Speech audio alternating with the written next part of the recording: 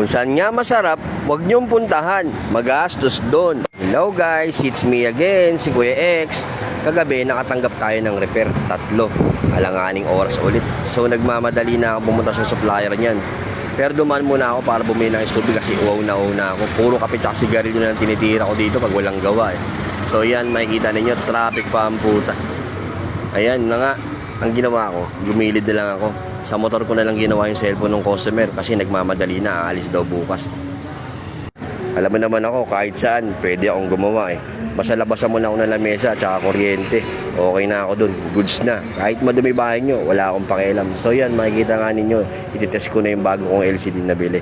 Siyempre, kailangan itest mo bago mo ibigay sa customer para iwas back job. Pero siyempre, nasa labas ka, dapat lilingunin ko rin sa likod tsaka sa gilid. Mamaya, bigla ka na lang saksaking dyan. Ihiga ka dyan, padidiscover ka ni Coco Martin.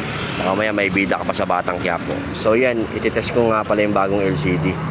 Medyo mahina pa yung ilaw niyan eh. Malalakasan ko. Habang ginaganyan ko, may mga tao nasa likod ko. Tinatanong kung nagko-content ba ako, nagbablog. Sabi ko hindi, binibidyoan ko lang po.